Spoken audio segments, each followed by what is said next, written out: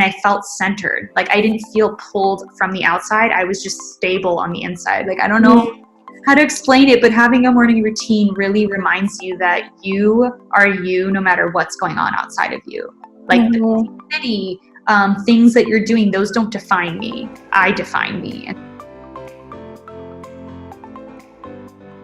Hi, everyone. Welcome to episode 15 of the Power of Why podcast. My name is Naomi Haile, and today I am joined by the amazing Francesca Phillips. Welcome to the show. Thank you. Thank you for having me. Thanks for being here. So Francesca is a writer, entrepreneur, and blogger. She started Go Bloom in the City a few years back.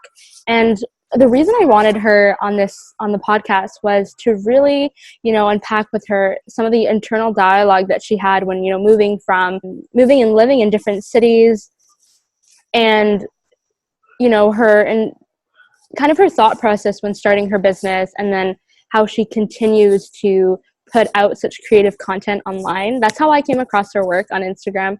And you've worked in the music industry, you spent time in marketing and in the tech sector.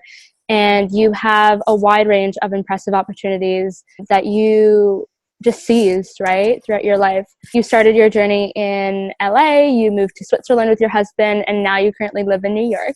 I really, really would love for you to talk about, your origin story and what came before all of this to where you are today.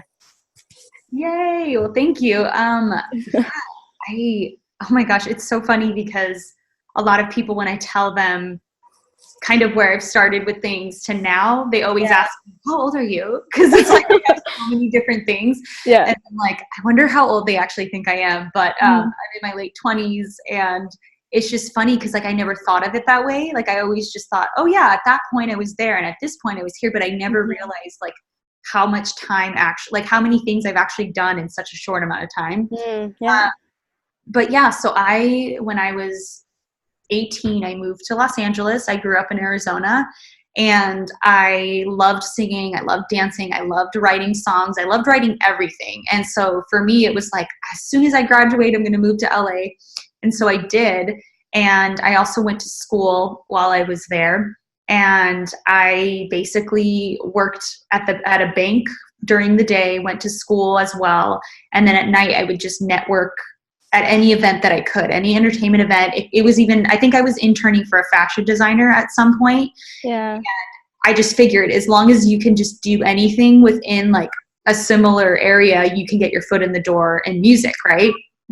So, I just worked for this fashion designer. She had a show on MTV, and I remember my friend was doing a show at the Roxy on Sunset in Hollywood. And he had this girl group that was going to be opening for him because they were fairly new. And so the label wanted to test them out basically and see how an audience reacted with them. Yeah. And at the time, Miley Cyrus was really good friends with Mandy Jarreau, and Mandy Jarreau was in this girl group. And so when my friend was asked to see if this group could open up for him, he had me coordinate between the girl group and the venue to make sure that they had all their needs. And because he knew that I wanted to be in the music industry. So it was very sweet of him to do that. And he's actually like a public speaker now, motivational speaker, and he's amazing. And he has his own podcast, and we're still friends to this day. It's like 11, 12 years later, but this was like at the very beginning. And so I thought, okay, sorry, I'm like trying to think of this the right way, but so basically I started working with them, and I got this idea of having the fashion designer style the girl group, because I'm like, she has a show on MTV, and you need some people to like have on the show to style. And so I connected them, and it became this much bigger thing than it was originally supposed to be. That really caught the eye of the woman that was managing him at the time.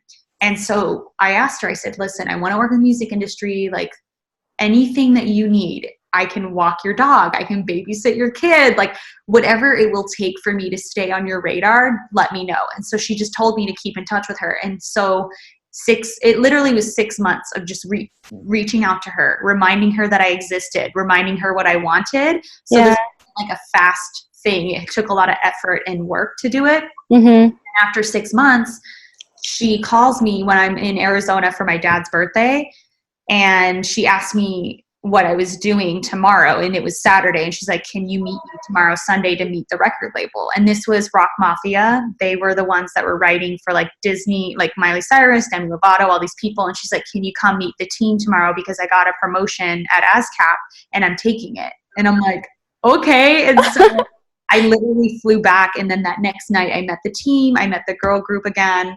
Yeah. And that was it. And they're like, when can you start? Can you come in like on Tuesday to meet someone else? And I'm like, sure. And so I put my 2 weeks in at the bank the next day. Wow.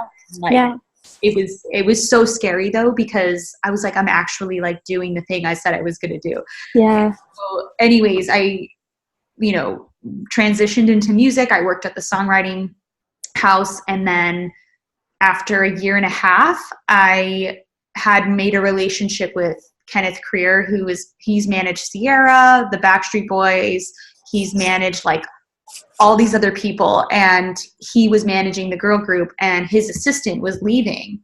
And so I asked, hey, like, can I talk to interview for this position? And so she like said, sure, of course. And so I took over her job.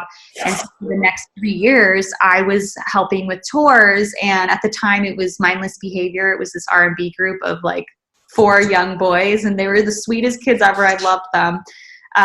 And so I was helping with that. And then we had a couple of other artists, and it was just really hard. It was really difficult, but it was really fun. I did songwriting during that time.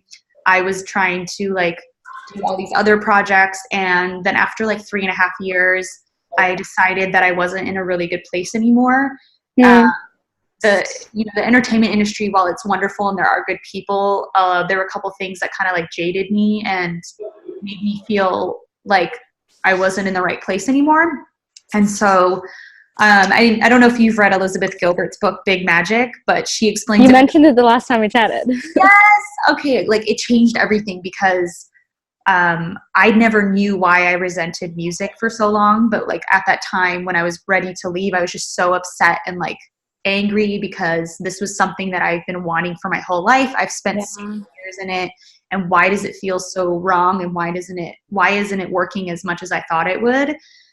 And so I years later, when I read her book, she talks about how when you depend on your creativity for money, then you start to resent it. And I was like, that's exactly what happened. I was depending on my creativity of songwriting, of working in music to give me money. And because I couldn't survive off of the money I was making, I started resenting it.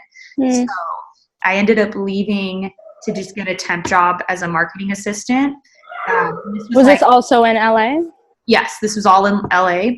And it was for like a property management company, and it was only like 5 or 6 months, but then I found another job at a tech company. It was the first time that I ever realized that you can actually work in a place where you feel happy and people are really nice. And I mean, granted, like not every place is perfect, but it's like the first time that I actually was in a healthy work environment. And it was amazing. Like I wasn't there very long, because shortly after, my husband, we weren't married at the time, but we were really like seriously about to get engaged, and he got a job offer, and they told him that the case you're working on is going to require you to be in Switzerland for 3 months. At the time we thought it was 3 months. And so we were just like, okay, well, we want to be together, and if it's only 3 months, I don't want to miss that time with you. So why don't we just get engaged and get married in a month? And we had already been dating like 2.5 years at this time. So it's not like we just met 2 months ago. And and then decided to tie the knot. So like after 2.5 years, we're like, okay, like if we get married in a month, then that'll just include the time people usually take for being engaged. Okay. So, so I was at the tech company. It worked for you. I mean, that's amazing. It's a blessing. And so, even though I was sad to leave the tech company, no one blamed me for wanting to like move to Switzerland. Yeah. So we ended up getting married, and then we went in like July of 2015, and like literally like 2 days after we got married, we went to London for our honeymoon, and then right to Switzerland. So it was just like so fast that it happened. And so after the 3 months went by, we went back home to LA for a little bit, and then they said, you know what, can you come back for another 3 months? And so we ended up doing a tourist visa where you stay 3 months and then you go home for 3 months and you stay for 3 months and go home for 3 months. So we did that for a couple times because we didn't have visas. And then after like a year, they're like, you just need to stay permanently. So they got us both visas to be able to just stay there permanently. And so during that time, because we were going back and forth so much, I was reselling clothing. So I would go to LA thrift stores, and I would find designer clothing and then mark them up and sell them, because it was like when you would go back to Switzerland. Is that how it works? Go back to LA. So I would come back to LA. Yeah. Find like months worth of clothing. I would take pictures. I would size them, and then we would fly back to Switzerland, and I would have someone in the States ship it for me when I sold it. So I tried to keep that running as long as possible, but then I realized, okay, the only way to like make a profit on this is if I'm always buying inventory. Like you always have to be finding things, and I couldn't keep up with it after a certain point. And so I was like, okay, like now that I'm in Switzerland and I'm traveling, I'm doing all these things, how can I use this for my advantage? Because I know in corporate America, if you don't have like a consistent resume that's like linear and makes sense, then you won't get a job. At least that's what people tell you, right? And so I said, okay, well, let me at least do things that are going to keep my skills fresh and that I can grow and learn. And so I started, at the time it was called Bloom Daily Blog. Yeah. And it was partly created because I felt alone. I felt isolated. Even though I had friends in Zurich, it wasn't the same. Like it's really different when you're not in your home country, around the culture you're used to, around the language you're used to. So I was like, well, I know that there are people out there who love the books that I read too, who love discussing them. Because that's the thing, is I find it's hard sometimes to meet groups of people who can just go there with you, who can beneath the surface, who can, you know, read those like same self-help books or motivational books and like really get excited about it. And so it's crazy when you find people like that. And that's why I think the internet is so beautiful, is that, you know, when you're out there and you're sharing the content that really resonates to you and your take on it, that's how I found you, right? And that's how we connected. Because I came across your page and the stuff that you were sharing in your blog on your Instagram feed, and I was like, oh my God, Francesca sounds really cool. I think I need to know her. And I think it's so important for us to put out the content that resonates with us, because that's how you build community of like-minded individuals, right? So that's what you did in Zurich. Yes. Continue. No, seriously, that makes me so happy, because you're right. Like, had I not done it, I wouldn't have met you. And like, I know I can talk to you about certain things that I couldn't other people. And it's so special. It's so amazing. And trust me, I didn't feel this way though at first. Like I felt so vulnerable. I felt so nervous.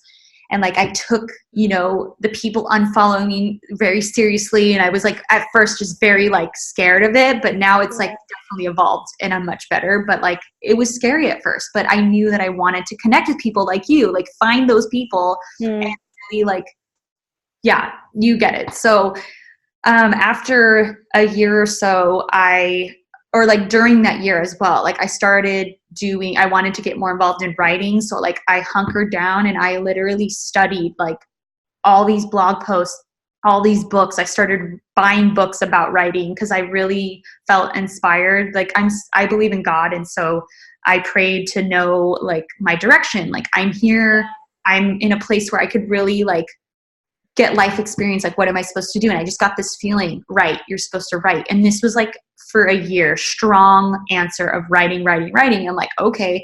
So like I had just started making goals of like writing a certain amount of blog posts per month. I did like some writing groups in Zurich. This one woman is amazing. She's an expat.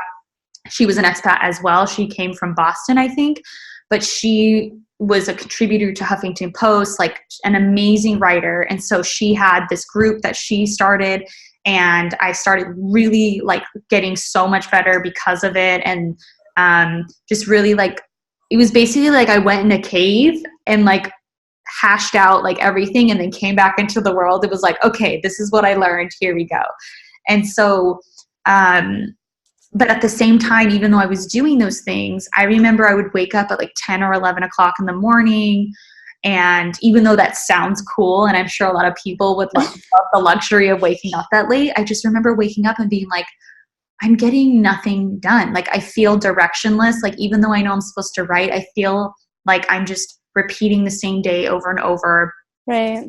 And it was really hard to reconcile with that. And so at the time I heard that a lot of people were doing morning routines, and I read about it on Medium, which was really new at the time. And that was where I was testing out a lot of my writing, because you get that feedback from people. And so my friend too, who owns Cove and has a podcast called What the F, Taylor, she at the time too was really about morning routines. And so I texted her and said, hey, like, what's your morning routine? And so she sent it back to me, and I'm like, all right, I'm doing this. I'm going to just try this because I can't wake up every day the same way, right? Like I was just tired of being in the same place. And so I tried. What was that feeling like? So What? you would wake up at like 10 o'clock, and let's just say you were lying there on your bed. Yeah. What were you telling yourself? Or what were some of the thoughts that were going through your head? You said you felt directionless? Yeah.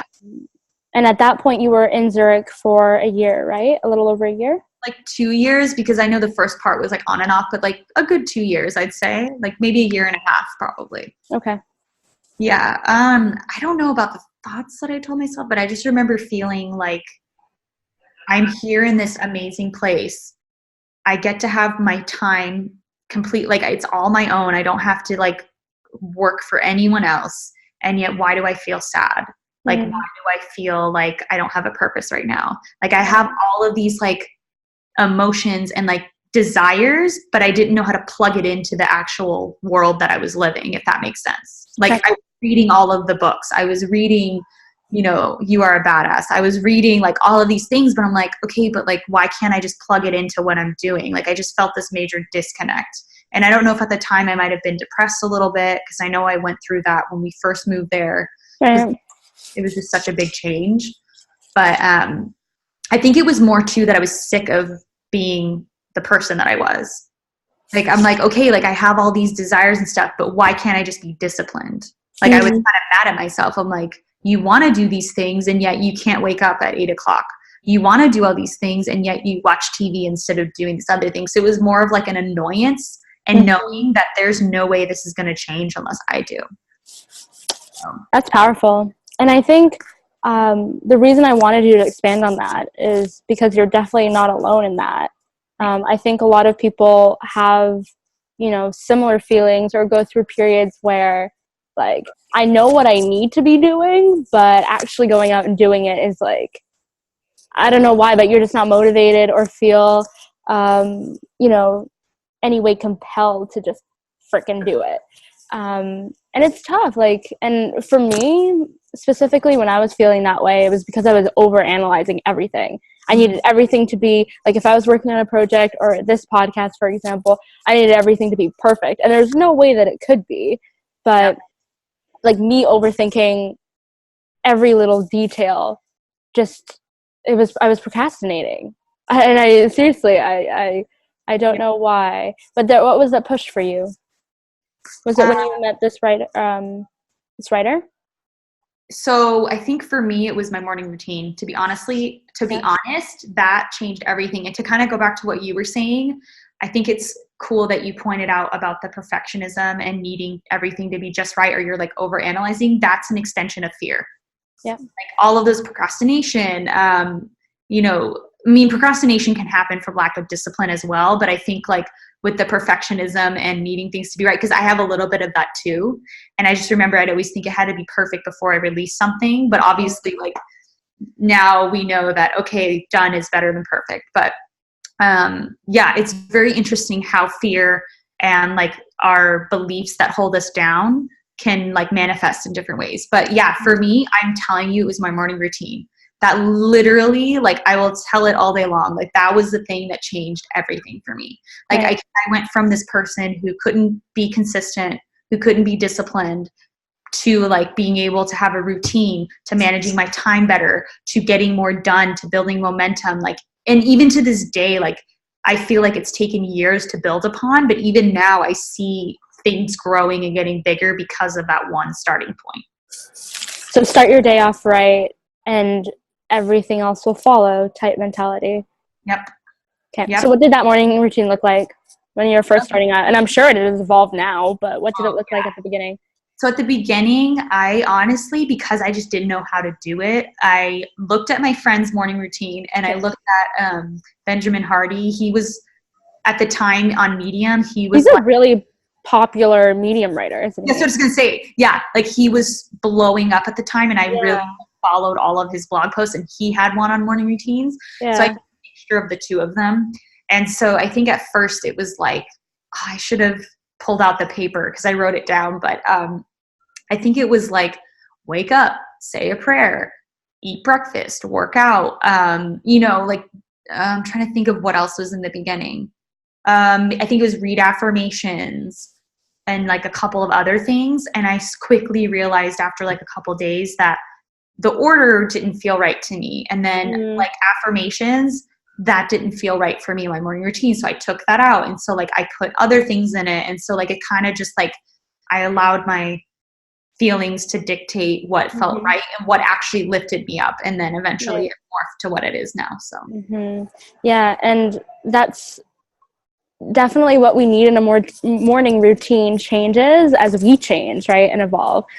And I'm sure taking your friend's early morning routine and playing around with it, right, like just going off what your gut was telling you and morphing it into something that would actually specifically help you achieve what you wanted to do. So how long did it, let's say you did start that. How long did it take for you to start actually seeing results in your life and starting to see things shift?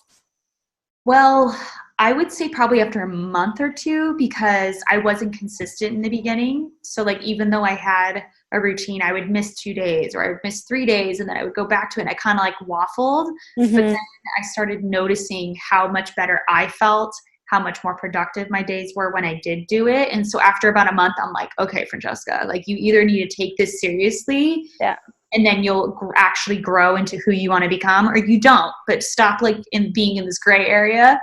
And so, I would say like a month or two. And then that's when I just started seeing the difference.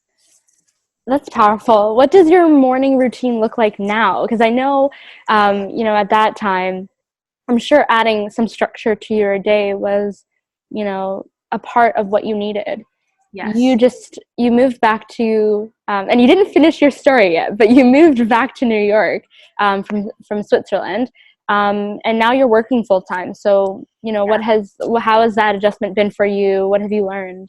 Oh my gosh, this is so good. So, basically, after the end of the third year, we actually just moved back to the States in June of 2018. So we haven't been in the States for a year, but we went back to LA. And after a week of being in LA, my husband's job that he's at asked him if he wouldn't mind working from the New York office instead of the LA office. Okay. And so 3 weeks later, we're like in New York. Like it literally just, again, like it's so funny. A lot of the major things in our life has happened within the span of a month. It's like, all right, like let's do it. And thankfully we're both adventurous enough where we're like, of course we want to pray and see if it feels good to us. And if it feels good, we'll figure out the rest along the way. So I love that. That's very inspiring. And it shows me, for example, that, you said a lot of those big decisions happen within the span of a month, but also that you didn't necessarily plan them to happen that way, but you were so open to saying yes and just going for it. And even if you didn't have all the answers aligned, you knew that you were going to figure it out, right? With your partner. And see, this is the thing that it kind of keeps popping in my head too, is like, and I'll get to like how my morning routine has changed, but I think, and this is something I'm learning all the time too, but for anyone who's listening who might feel like they need to look here or talk to this person for answers, we don't realize just how much the answers to a lot of our questions in life are already within us. Yeah, they're already there.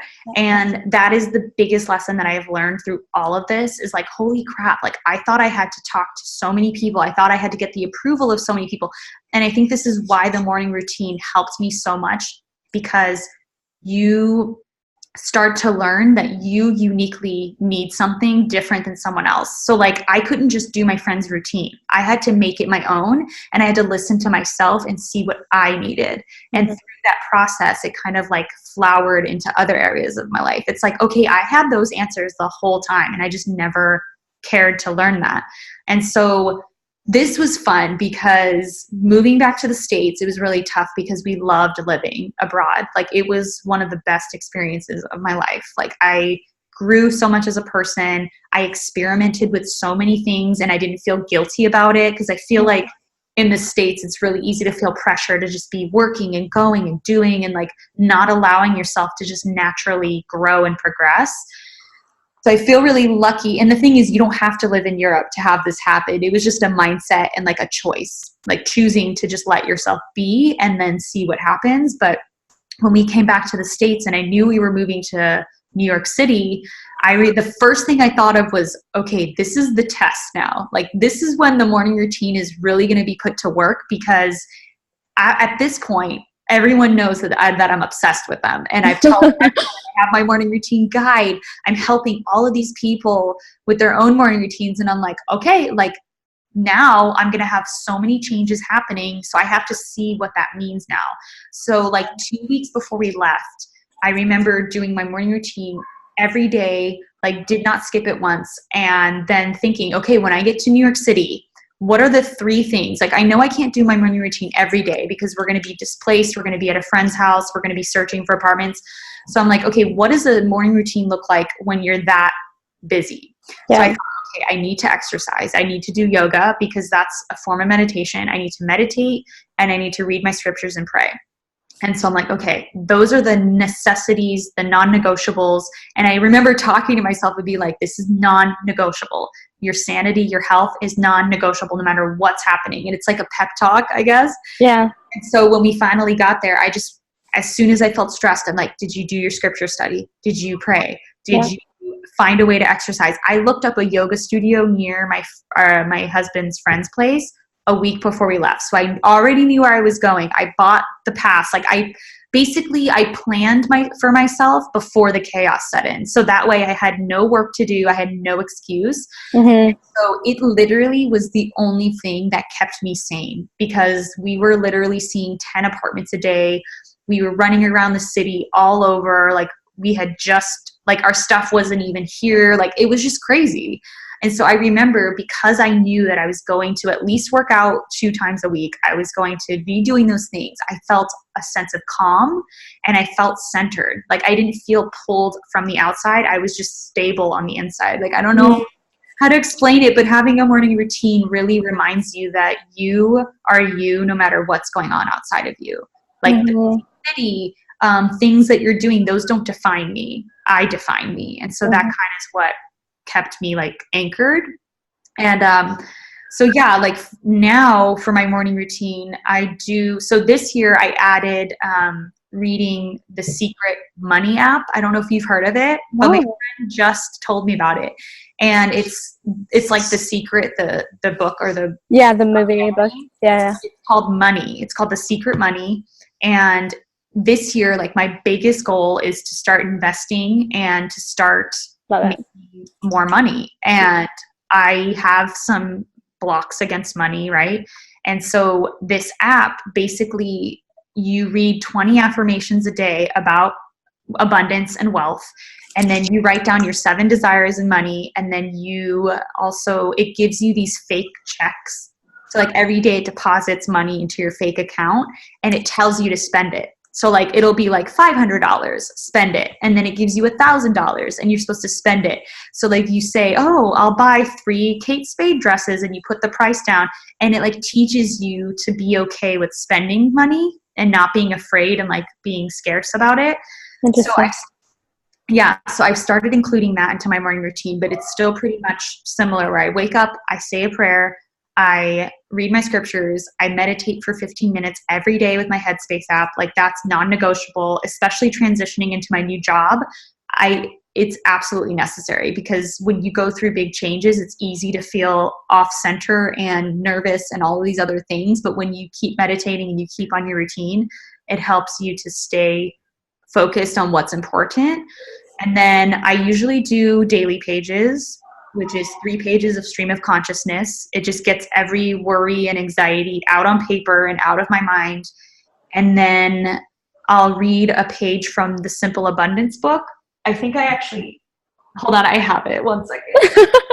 Yeah, I have like my little morning routine corner over there. But so this is the book. So you wake up and you come to your living room and you do this? Correct. Yes. So I go to the same spot every day, and then so I'll read this. And sorry, I'm kind of like scattered about my routine, so I can type it to you later. But I'll read a page from this, and it's all about finding your authenticity, and it's amazing. And then I'll fill out my 5-minute journal. This is just stream of consciousness, right? Or no, this is something else. Yeah. So stream of consciousness is just a notebook. Right. Okay. But this one is like amazing because you write 3 things you're grateful for. Yeah. Things that would make today great, and then a daily affirmation, and then at night you kind of review your day. And I like it because the gratitude part is amazing because it reminds you that there's always something to be grateful for. Yeah. And then for a while now I've gone by the motto of having 3 things to do for the day and then not feeling guilty for anything more. Like as long as you have just 3 things on your list and you just do those 3 things, then you should be proud of yourself. So anyways, that's pretty much my routine. And sometimes I won't do my daily pages until nighttime or a couple days. Like it just depends how much time I have. So. So there are a lot of things in there that I would love to touch. One being, you mentioned that, when you moved to your new spot in New York and it was very hectic, you had booked your, the yoga studio pass so that you made it easier on yourself, which is insane because Mel Robbins was talking about her morning routine. And something that really stood out to me from that is she's like, I make sure that everything in my kitchen is clean because she has 2 children. Everything in my kitchen is clean. And when I wake up, I'm coming to a very positive and my space doesn't seem chaotic. And for herself, she lays down on her, kitchen countertop, her island, and she puts down everything that she needs for the next morning, which includes her journal, which includes the stuff that she knows she'll need in the morning. So when she gets up, she's not running around. She's basically set it up for herself so that she can be effective and efficient in her, when starting her day. So I really appreciate that you did that because oftentimes it's like, even to do the small things for me, for example, even doing the small things like buying that book that I said I was going to buy for the past 2 weeks and just not getting around to it, or making that appointment with my doctor.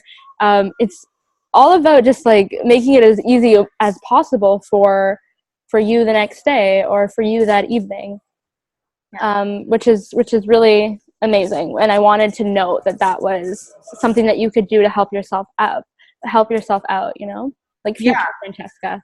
No, absolutely. And I'm sure everyone's heard by now about decision fatigue and how we only have a certain amount of willpower a day. Yeah. So it's like, okay, so when I went to Catholic school growing up and up until like freshman year of high school, and then I went to public school, but for some reason, like, how when you're growing up, there's certain like moments or things that people say that still stick with you, even though you were like really young.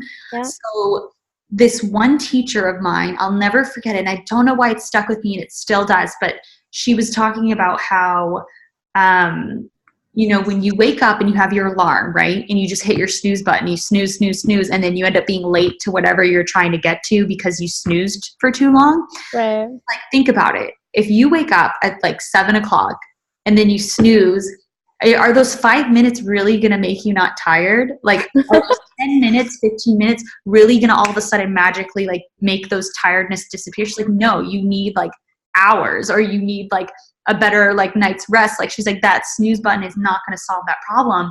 So she said, just get up anyway. Yeah. Like, just get up and stop snoozing. And I'm like, oh my gosh. And like, for some reason, that's kind of like woven through a lot of things. So like, at the end of the day, I'm sure the last thing people want to do is like prepare your lunch or put your outfit out for the next day, which is something I try to do, but sometimes I don't do it.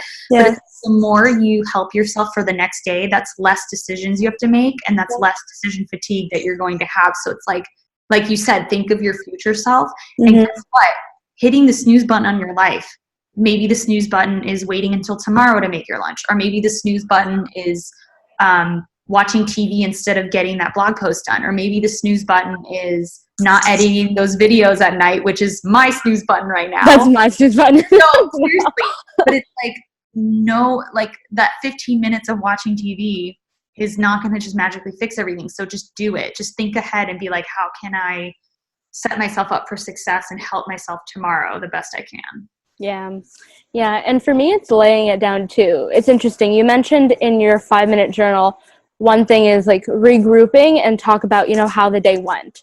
Yes. Tim Ferriss, who I absolutely love, he did he's the one that he basically Did he pioneer that? Oh yeah. Okay. Partnered up with Intelligent Change, and it's because of him that I heard about this. Well, he just continues to do great things, I guess. But he interviewed Jim Collins, who wrote the book Good to Great. Okay. And in that talk, something that was really resonated with me is Jim Collins talked about having a bug book. So he made efforts to study himself like as if he were an insect or a bug. And part of that was rating his day. So, and this is something that I started to implement last week. So at the end of the day, he rates his day as like a 0, -1, -2, or on the positive side, 1 and +2. And if I rate my day a 2, for example, and that means that it was really great, I would try to write down what exactly, and try to pinpoint what exactly were the reasons why this day went really well. And it could be, I grabbed coffee with someone and really strategized, how we're going to take on this project. I, did this really amazing thing at work, whatever it was. And he does this activity every single day. He studies himself like an insect, like a bug. And over time, you start to notice patterns, right? You start to notice the things that really made up your day if you had a bad day, for example. And then you try to incorporate as much of the good moments and the good things that happened as a means to implement that moving forward. And that's really great because if you start your day with that 5-minute journal and you're writing things that you're grateful for and the 3 things that you want to do, it's so important to go back and reflect on how it went. Yeah, because there's no point in doing things if you're not seeing if they're working. Exactly. So when did you start with the 5-minute journal, and what has it brought you? I think I started it I want to say 2 or 3 years ago, because each book is 6 months. So I want to say this is my 3rd or 4th one. So I would say 2 years ago. That sounds about right. Okay. So sorry, what were you asking about the journal specifically? The journal, what has it brought you? Has it brought you clarity? Has it? Yes. What do you love about it? First of all, I love that it literally takes less than 5 minutes. Yeah. Maybe at first it did, but I love that I start my day with what I'm grateful for. And then I love, that it's just 3 things to focus on, and then my daily affirmation. So definitely it brings me clarity because I focus more. I'm not so scatterbrained on 10 different things. I just see what's most important right now. Right. And then I love to, at the end, it says 3 amazing things that happened today. And some days have sucked. And the only amazing thing I can think of is that I rested, or that I didn't cry, or you know what I mean? Really amazing things do happen. And then at the bottom it says, how could I have made today even better? And so that's the part where he encourages you to reflect and genuinely be like, how could I have made today better? And then if you look back at past entries, I can see patterns sometimes. Yeah. I have a lot of them that say eat healthier. And I'm like, oh, okay, clearly that's something I want to work on. And clearly that's something that's bugging me right now. But I definitely would say clarity, and the fact that it's so quick. A lot of people think that changing your life and being aware takes a lot of time. And maybe it does in certain efforts, but seriously, this takes less than 5 minutes, and this has helped me be aware so much. It's the easiest way to do it because it's already written out. All you have to do is just fill it in. Fill it in. Yeah. And okay, your comment about, people think that taking the efforts to change your life is time consuming. It can take a lot of effort, but like in my conversations with people, I've noticed that, you know, a lot of these changes started with something really small. Yes. And like these small things over time build up to really, really big, impactful changes. Yes. And I think sometimes when people, you know, say that change is going to require you like all this effort and all this, like I'll never get to it because it just sounds too big in my mind. But Yes. if you can just adjust one thing, like adding a morning routine or writing down what you're grateful for at the end of the day, like you have to start somewhere, and these can be really small steps that you could take. Exactly. No, and that's exactly what it was. Like, Yeah. my morning routine took me 10 minutes in the morning and I changed nothing else. And then it like quickly gained momentum and snowballed into something bigger. And so I'm glad that you pointed that out. Like, it doesn't take some like big, humongous change. It just starts little and starts small. And yeah, I always want to say too that like anyone that may be listening who is like, oh, that's going to take a lot of effort or whatever, it's like not doing anything takes a lot of effort. So it's like, doesn't matter. Like do you want to use the effort to actually growing and living your fullest, best life? Or do you want to just use the same amount of effort to be sad and miserable and like not wanting to do anything? Right. Oh, no, I completely agree with you. Yeah, one of the things that I really wanted to talk about was a morning routine, and you touched like it embedded in all of your questions, which is your answers, which is, you know, something that really resonates with you. Are there any like habits that you do throughout the day, for example, that's not necessarily tied with your morning routine that have been really positive for you? I'm trying to think. Throughout the day, I think I try to make sure that I check in with myself. Mm. So if I'm feeling stressed or tired, I'll just like either stand up and stretch. Like I'll do some stretches throughout the day and I'll make sure like if I don't feel centered or if I don't notice, like if I don't feel myself, then I'm like, okay, what's wrong? Am I not present? Like, am I being present? Like I do just these self check-ins to make sure that I'm always like aware and present. Cause I think, yeah, it's really easy to get stuck in work and other things. And so, And the routine of that. yeah. And I try to, um, like before I eat something or before I do something, I sit and say, well, what does my inner self say? Like, what am I actually feeling right now? Like, I want to eat this, but do I actually just want water? Like, I kind of just like allow myself room to like hear answers to things. Yeah. And ask yourself questions.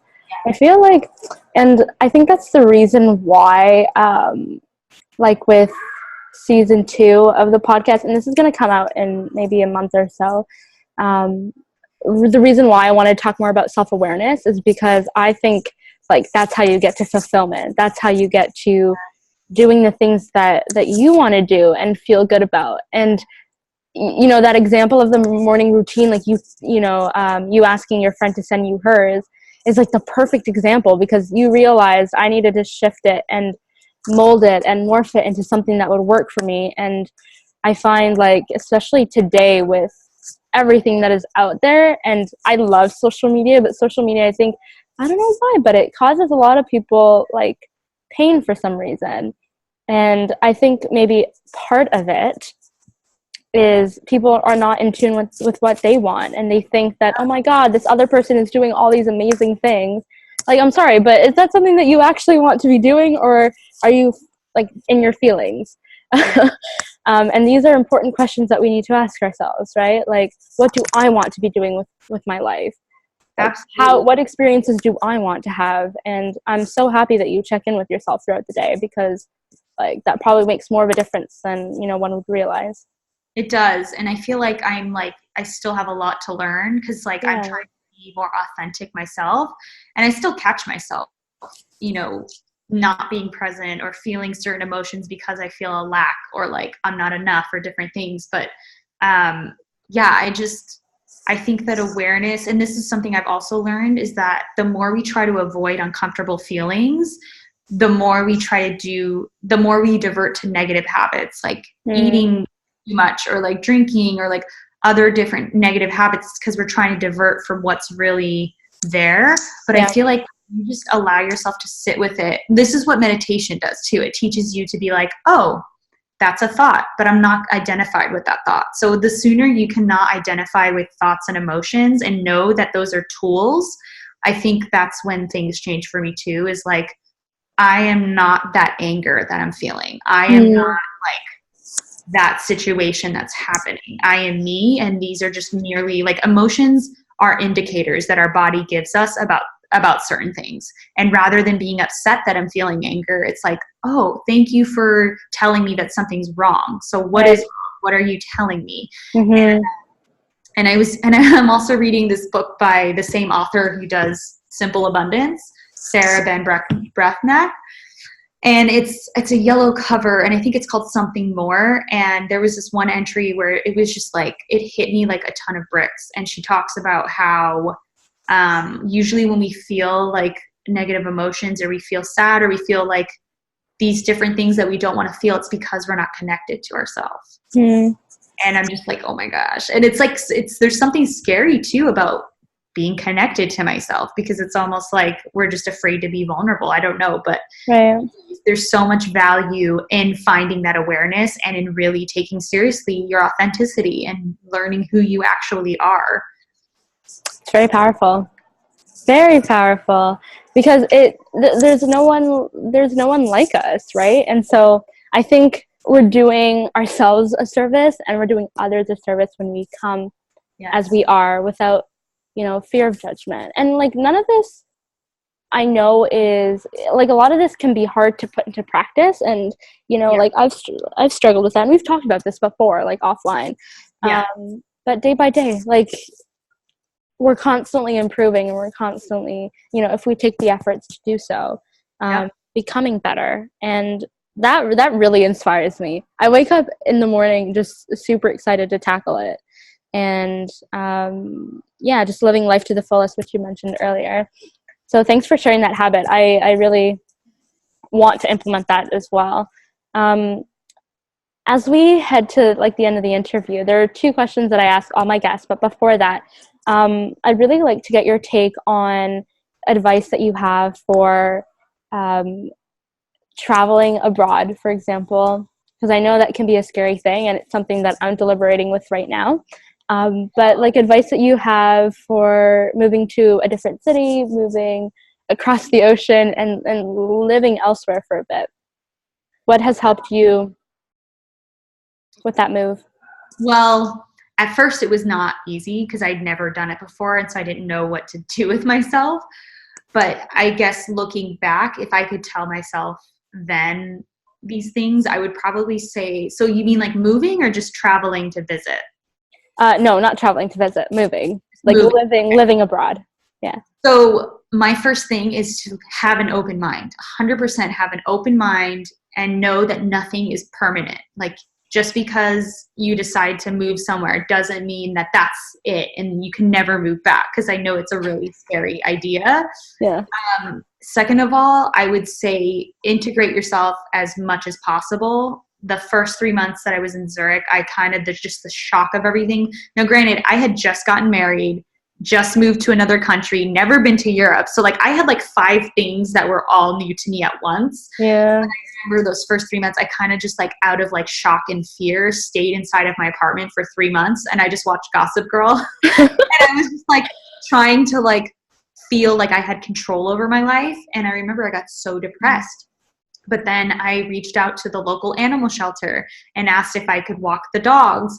I asked, like, I joined a writing group, or like I went to church and met friends and met with them. So like, I made sure that I like integrated. And then my husband's really great about getting me out of the house, and he's an adventurer. So we would go visit this place. And so like, as soon as he would show me a new place, I felt comfortable taking transit there.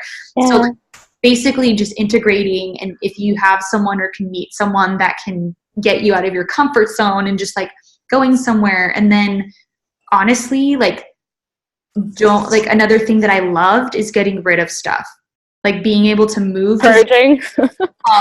Purging. Yeah, exactly. Like, seriously, we are not our stuff. You don't need it.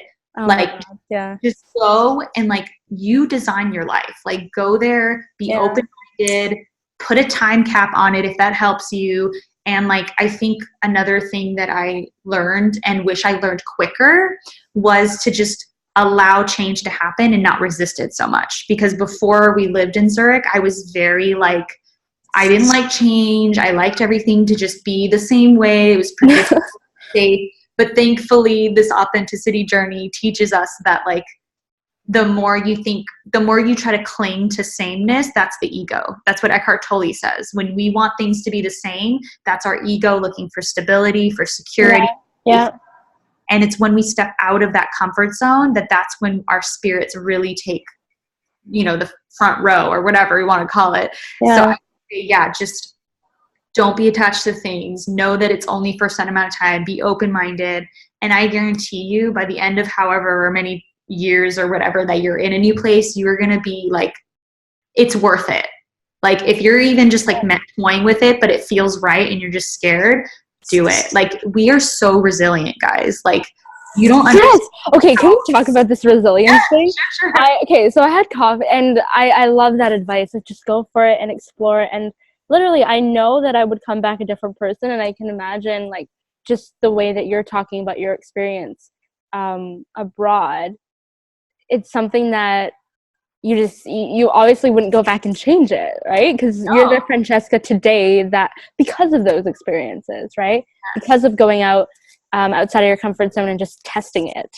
So I was sitting with this amazing woman for coffee, and she says, sometimes we think that we're these fragile human beings, but like, no, we can handle so much more than we could ever believe. And I think it's only when you're put in those situations you realize how strong you actually are. But that's so true. Thanks so much for mentioning the resilience aspect of that. Yeah. And just to kind of bounce off of that, I am so grateful to see how other people live and that other people can live differently than you and it's not wrong. So going to Europe and seeing the lifestyle and the way they think and the way that things run, it like opened my eyes completely to a different way of life than what we're used to in the States. And like, I don't know about Canada, but I'm sure for you too, like any chance you get to see how other people live and think and act, it's only going to help you make better decisions for yourself because you see what's out there. And just keep an open mind, because just because something's different from you doesn't mean it's wrong. And just because you're different from something else doesn't mean you're wrong. And kind of going back to that resilience, the last weekend that my husband and I were in Switzerland before we went to the States, back to the States, we wanted to go on a hike, right? And we hadn't been on one. It was a beautiful summer day, and we started at the bottom of this mountain. And we thought, because Google, God bless Google, it showed us this path, and we started climbing this beautiful forest area, this mountain, and we noticed that everyone was coming down. Like no one was going up, and we're like, that's weird. Like, why are we the only ones going up? Yeah. And so shortly after, we get through the forest and we break through, and this is like beautiful, just like green everywhere, cows with bells on them. Like it was just like a movie. Like you could never imagine this stuff up. It was just gorgeous. And so as we kept going, I think we either stopped someone or like we suddenly realized everyone usually takes a gondola to the top and walks down. Like no one does what we did. We had no idea. And so we're like, okay, well, we're already halfway either direction. So we should just keep going, right? Yeah. And so our goal was to get to the top and go to this beautiful restaurant, have some food, and then take the gondola down. And so it's literally like 3 hours, right? So we're like tired. I'm like, oh my gosh, I can't wait for this food. I'm like so exhausted, but it was beautiful. So we get to the top and there's the restaurant. And I'm like, great, we're taking pictures. And then for some reason, something told me to ask the waitress when the last gondola went down. She's like, oh, the last one goes in 15 minutes. And I'm like, well, what happens if we don't make it? She's like, you'll have to walk down or like figure something out. And I'm like, oh my gosh. So we, after like this was 3 hours, we had already been uphill the mountain. Okay. So it took even more uphill climbing. And literally, I am not even joking, I felt like I was going to die. I'm like, okay, I'm going to sleep on the side of the mountain before we make it to the top. It was 15 minutes, but it felt further and further away the more it went up. And like, I started getting tunnel vision, and it was just like, how am I going to make it to the top? But then I just kept thinking, okay, we have to walk down if we don't make it. We have to walk down if we don't make it. And so I'm shorter than my husband. He's 6 foot tall. So he's like, if one of us can just make it there and tell them to hold it for us. Right. So I'm like, okay. And so I'm literally just like, I wanted to give up every step of the way. And then I told myself, okay, you can do this. You can do this. Like, there's no other way. You have to do this. And so thankfully we made it up there. I was red faced, like couldn't even breathe. And people were looking at us like, what's wrong with these people? And I'm just like, you have no idea. Like, we just climbed this whole the journey that we went through. Yeah, we didn't even have a break. Like, we literally were going. And so towards like when we were waiting for the gondola to go back down, my husband told me, and I'm like, I wish he would have told me this before we ended this, but he said that in the Marines or something, that they tell them that just when you think you're about to break, you've only hit 40%. Yeah. Oh, I've heard this. Yeah. Of your potential, right? Yeah, of your potential. Exactly. Yeah. And I'm like, oh my gosh, what a cool way to think of it. Like, I thought I was going to die. I thought I would never make it. And that was only 40%. Yeah. That just like changed so much for me. And it was a really cool experience. Thanks for sharing that story. Okay. David Goggins is someone you should check out. He's all about, like, he is an insane athlete. Oh my God. But that's another conversation that we can get into. But David Goggins, like, note his name down. You need to search up his stuff. But yeah, that we've reached only 40% of our potential, or approximately 40% of our potential. And it's crazy because, like, even when he's exercising, like, he's not even human. Like, the way he talks about his story. But even when he's running, I think that's what he tells himself. You know, like, just the moment that you feel like, okay, literally, like, I am done, I'm tired, I can't keep going, he tells himself, okay, just like 2 more minutes. And then he keeps going. Like, just tell yourself a minute more, whatever. And I think you can apply that to any part of your life, right? Like, just there's this image that I always see going around online where there are two separate images, two individuals that are like digging underground. And it shows an image of like gold at the end of this trail. And one person, like, just as they were about to break through to that treasure, they're like, okay, I can't do this. And they make their way back. And the other person is like still going, still pushing, still persisting.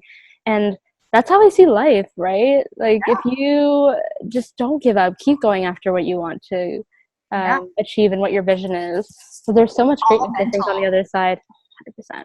Our minds are so much more powerful than you realize. And I guarantee anyone listening, the reason that you and I or someone else maybe isn't, I mean, granted, you need time to get to where you need to go, but a lot of it's mental. Like, we stop ourselves so much because of a belief or because of our mentality. It's like, we could accomplish so much if we just let ourselves get out of our own way. So appreciate that. So thanks so much for being here. The final 2 questions on the podcast are, the first one being, like, is there any resource that really helped you, let's say at any part of your journey? You can choose whichever, like, whatever turning point that you want to discuss, but like maybe when you were abroad or when you were coming back to the US and living in New York now, is there any podcast or book that really helped you at a certain point of your life that you'd like to share? Goodness. That's a really tough one. I'd say gosh, I could list so many books. And you already have. You already have. I was going to say, You Are a Badass. It doesn't have to be a book. It can be like a person. It could be a podcast. It could be a program that you went through, whatever. You seem to love Marie Forleo. I love Marie Forleo. Love her. I took her copywriting course, and that was really awesome. But I would say probably like You Are a Badass was a good starting point. By like, Jen Sincero? Yeah. Like, when I was starting my morning routine stuff, I think I was reading that book, and it was really like, it's a good entry point into elevating your mindset. Okay. So that's what I would say. Love it. Yeah. And the final question on the Power of Why podcast, which is very fitting, is, Francesca, what's your why? What do you feel like you were meant to do during your time here? I have often felt like my why is to help other people not feel so lonely, because that's something that I've struggled with. And the more I studied mindset, I realized how one we are. And so I feel like my purpose is to find those people who maybe are looking for that answer or that person or that group of people, and welcoming them in and then doing it together. Like that's just, I see it visually, but I think my why is helping others who feel lost or alone and giving them that hope again. And hopefully through my example, giving them that hope. Love it. Thank you so much for accepting this invitation to be featured. I mean, I find your story so inspiring, and I couldn't help but share it on the platform. So thank you again, Francesca. Thank you for having me. I'm so glad that we're friends, and that you're doing this amazing work as well. I think it's wonderful. So thank you. Thank you. And everyone, thank you so much for watching episode 15 of the Power of Why podcast. In the show notes, I'll have all of Francesca's information and where you could reach her. So stay tuned. Ciao.